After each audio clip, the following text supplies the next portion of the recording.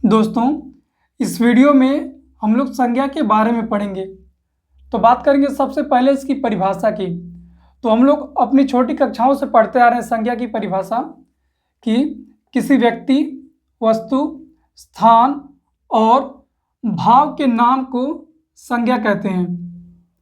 तो मैंने यहाँ पे 4 शब्द लिए: कोई व्यक्ति, कोई वस्तु, कोई स्थान और कोई भाव। कोई व्यक्ति जैसे कि रमेश, सुरेश, महेश। कोई वस्तु जैसे कुर्सी, घड़ी, कॉपी, किताब। कोई स्थान जैसे कि लखनऊ, प्रयागराज। और कोई भाव यानी कि जो हमारे अंदर पैदा होते हैं, जैसे कि ईमानदारी, खुशी, दुख। तो इन सब के नामों को क्या कहते हैं? संज्ञा कहते हैं। दोस्तों, अगर मैं आपसे पूछूं कि संज्ञा मूल रूप से कितने प्रकार की होती है, तो आप कहेंगे कि भैया ये 2 प्रकार की होती है। कौन कौन से?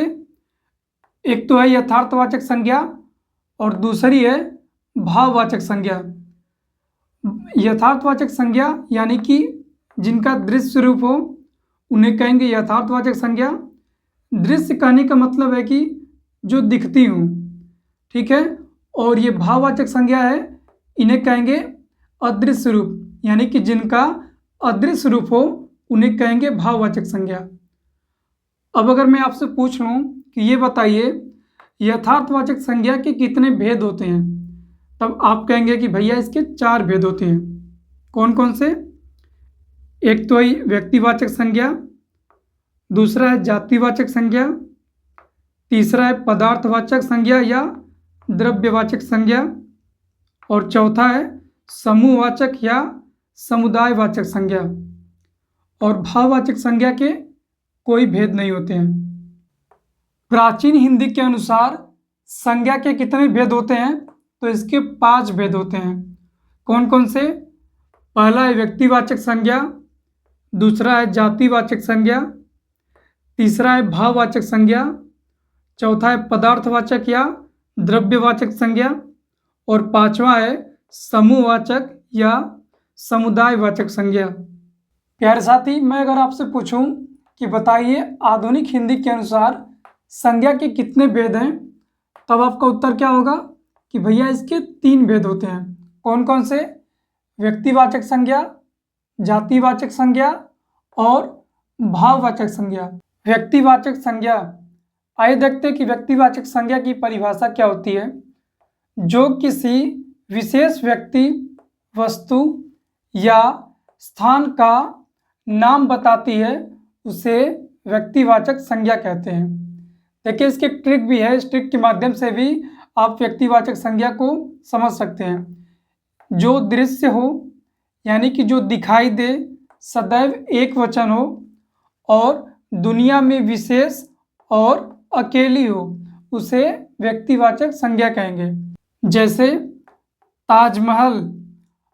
अब देखिए, ताजमहल दृश्य भी है, यानी कि दिखता भी है, दिखाई भी देता है, और ये एक वचन भी है।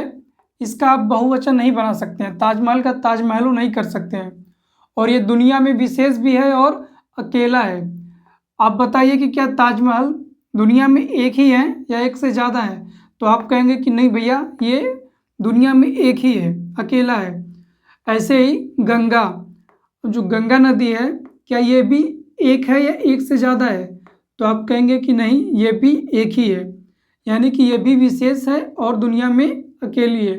ठीक है। इसी तरह से Hyderabad, Uttar Pradesh, mount Everest, America, हमारा प्यारा देश भारत, रामायण, महाभारत, पृथ्वी, चंद्रमा, इसरो, दिल्ली का लाल किला, रमेश, जनवरी, चैत्र, यमुना। जातिवाचक संज्ञा, वह संज्ञा जो किसी जाति या उपजाति का बोध कराती है, उसे जातिवाचक संज्ञा कहते हैं। बात करें अगर इसके ट्रिक की, तो व्यक्तिवाचक संज्ञा के जैसे ये भी दृश्य होगी, यानी कि दिखाई देगी, बहुवचन बन सकता है। व्यक्तिवाचक संज्ञा में हमने क्या पढ़ा था कि वहाँ पे सदैव एक वचन होगी, उनका बहुवचन नहीं बन सकता था। लेकिन जातिवाचक संज्ञा में इनका बहुवचन बन सकता है।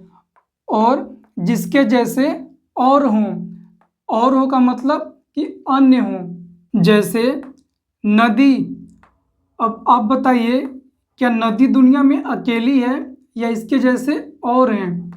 तो आप कहेंगे कि नहीं भैया, नदी के जैसे और भी नदियां हैं। तो इसलिए नदी क्या हुई? जातिवाचक संज्ञा हुई। जानवर दुनिया में अकेला या इसके जैसे और, तो इसके जैसे और भी होंगे। गाय दुनिया में अकेली या गाय के जैसे और भी गाय हैं, तो आप कहेंगे कि इसके जैसे और भी गाय हैं। इसी तरह से अध्यापक, मंत्री, फ्रिज, वकील, आम, सेब, लेखक, लैपटॉप, मोबाइल, डायरी, पेन, लड़का, तो ये सारे उदाहरण हो जाएंगे जातिवाचक संज्ञा के। और इन्हीं में ही प्राकृतिक आपदा को जातिवाचक में ही रखा जाएगा। प्राकृतिक आपदा जैसे भूकंप, ज्वालामुखी, आंधी, तूफान आदि